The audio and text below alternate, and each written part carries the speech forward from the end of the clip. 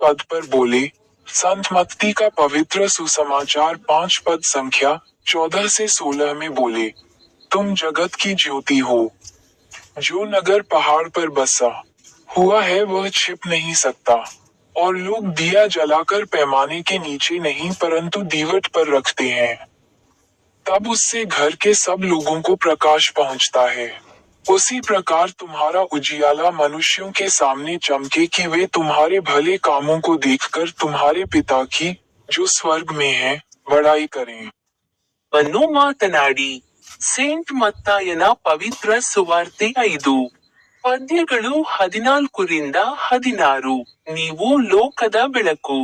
ಬೆಟ್ಟದ ಮೇಲೆ ಇರುವ ನಗರವನ್ನು ಮರೆಮಾಡಲು ಸಾಧ್ಯವಿಲ್ಲ. ಮತ್ತು ಜನರು ದೀಪವನ್ನು ಬೆಳಗಿಸಿದಾಗ ಅವರು ಅದನ್ನು ಬುಟ್ಟಿಯ ಕೆಳಗೆ ಇಡುವುದಿಲ್ಲ, ಆದರೆ ದೀಪಸ್ತಂಭದ ಮೇಲೆ ಇಡುತ್ತಾರೆ ಮತ್ತು ಅದು ಮನೆಯಲ್ಲಿರುವ ಎಲ್ಲರಿಗೂ ಬೆಳಕನ್ನು ನೀಡುತ್ತದೆ. ಅದೇ ರೀತಿಯಲ್ಲಿ ನಿಮ್ಮ ಬೆಳಕು ಮನುಷ್ಯರ ಮುಂದೆ ಬೆಳಗಲಿ.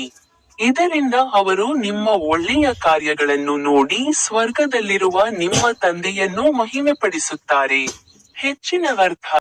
संत लूका का पवित्र सुसमाचार अध्याय 2 पद संख्या 6 व 7 में बोले, उनके वहां रहते हुए उसके जन्ने के दिन पूरे हुए, और वह अपना पहलौठा पुत्र जनी और उसे कपड़े में लपेटकर चरनी में रखा, क्योंकि उनके लिए सराय में जगह न थी। ಅಧ್ಯಾಯ 2 ವಚನಗಳು 6 ಮತ್ತು 7. ಮತ್ತು ಅವರು ಅಲ್ಲಿರುವಾಗ ಅವಳು ಹೆರಿಗೆಯಾಗುವ ಸಮಯ ಬಂದಿತು. ಅವಳು ತನ್ನ ಚೊಚ್ಚಲ ಮಗನಿಗೆ ಜನ್ಮ ನೀಡಿದಳು.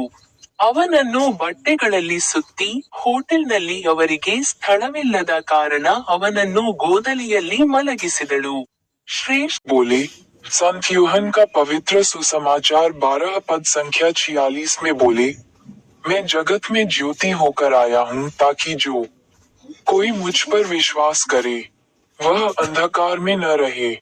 ಯೋಹಾನ 12 ವಚನ 46 ಹೇಳುತ್ತದೆ, ನನ್ನಲ್ಲಿ ನಂಬಿಕೆ ಇಡುವವನು ಕತ್ತಲೆಯಲ್ಲಿ ಉಳಿಯದಂತೆ ನಾನು ಲೋಕಕ್ಕೆ ಬೆಳಕಾಗಿ ಬಂದಿದ್ದೇನೆ. प्रथम यूहन का पत्र अध्याय 5 पद संख्या 11 में बोले, और वह गवाही यह है कि परमेश्वर ने हमें अनंत जीवन दिया है और यह जीवन उसके पुत्र में है. ಮೊದಲ ಯೋಹಾನ ಅಧ್ಯಾಯ 5 ವಚನ 11. ಮತ್ತು ಇದು ಸಾಕ್ಷಿಯಾಗಿದೆ, ದೇವರು ನಮಗೆ ಶಾಶ್ವತ ಜೀವನವನ್ನು ಕೊಟ್ಟಿದ್ದಾನೆ, ಮತ್ತು ಈ ಜೀವನವು ಅವನ ಮಗನಲ್ಲಿದೆ. ಹೆಚ್ಚಿನ ಅರ್ಥ.